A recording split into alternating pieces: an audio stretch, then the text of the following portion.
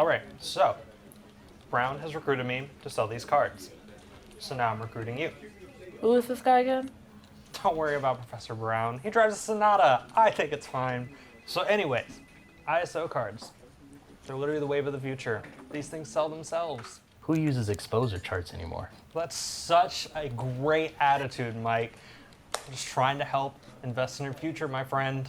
This sounds like a get-rich scheme. Yes, we will get rich quick. We all will.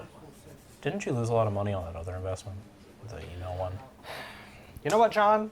When Taylor Swift's management team reaches out to you for an opportunity to meet her, you take that opportunity. So raise your hands if you want to get rich. So, how's this not a pyramid scheme? All right, so let me explain. Again, Brown has recruited me and another guy. And the more people we get involved, the more money we make. It's not even a pyramid scheme, guys. I promise. It's not even a scheme in the slightest. I really don't know what she's doing back there, but I promise it's not a pyramid scheme.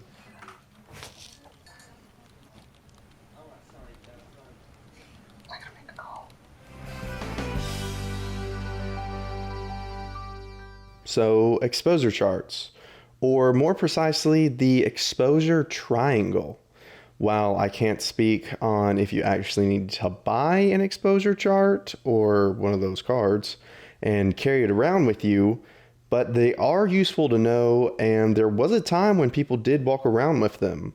When older film cameras such as this Simoca from the 1950s were around, they were fully manual in their exposure, meaning you had to know the basics of an exposure chart or have one nearby when you took a picture.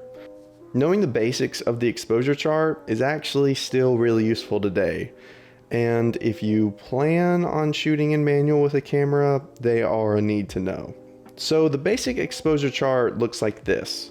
It's made from your aperture, shutter speed, and ISO. It helps you properly expose your photo or video. When shooting on these old manual cameras, they are a great learning tool to understand how this all works. So let's try to explain it. For starters, you need to know your ISO. When shooting film, this is going to be labeled on your film canister. And what ISO means is how sensitive your film is going to be towards light. The higher the number, the higher the sensitivity is. Next is your shutter speed.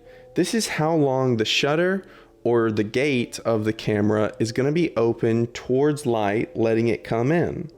On this camera, it only has 4 stops: 25th of a second, 50th of a second, 100th of a second, and B for bulb, which just means as long as you hold the shutter down, the shutter will stay open. And this will affect your photo as well by having objects become blurred if they are moving in your scene. Want no blur? Do a faster shutter speed so you only get light from the moment. If you won't blur, then use a slow shutter speed as the object's light moves across your film. It results in the blur. Next, you have your aperture.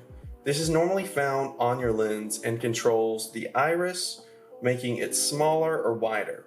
This also allows for more or less light to be exposed onto your film. Your aperture is measured in f-stops, and as I said, it can normally be found on the lens, such as on this camera, you can see that it ranges from 3.5 to 22.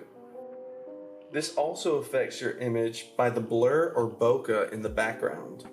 The lower the number, the more blur that will be in the background. The higher the number, the more the background will be in focus. Now, I know that's a lot to take in, hence the reason why a lot of people carried around charts to remind them. So now that we know what all this means, how can we use it? Well, it's actually easier than you may think. So let's use a really basic rule called the Sunny 16. And let's also put away the Simoca and grab a camera that will probably be more in line with something a film photographer or a beginner would use. For this demonstration, I'm going to use my Canon AE1 program. So let's pretend we have a photo in front of us that we are going to shoot. For starters, the easiest one, our ISO.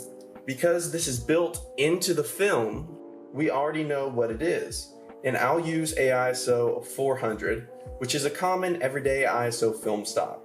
On this camera, you can actually set your ISO using this dial, which helps the camera pick settings if you were to choose an auto mode, which is available on this camera. I prefer to set my ISO just so that I won't forget which one I'm shooting at. Next, we would set our shutter speed to the closest to our ISO.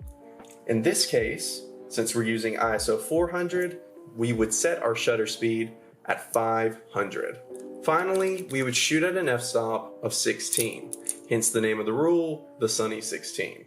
Now, this would give us a good basic starting off point for any scene. From here, all we have to do is judge what we're shooting. Say we need to shoot a moving object, but we don't want blur. And that means we have to raise our shutter speed to capture the motion, and maybe we'd shoot it at 1,000 of a second. But that also means that less light will be exposed onto the film. So we compensate that by opening up the aperture higher and shooting at a lower f-stop, maybe something around 1.8. But using this Sunny 16 rule, it gives us a good basic starting point to then use what we know about the exposure triangle to then create well-exposed images. And if you don't understand everything at first, that's okay. I know it took me months to figure out exposure whenever I first started, but if you keep practicing, you will eventually get it down. Hopefully this was helpful and you're ready to now go out and take some great pictures. But before I go, I want to let everyone know that the next couple of videos will be a little different. I have quite a bit going on in the next few weeks, and we'll keep uploading videos, but they will be in a different format.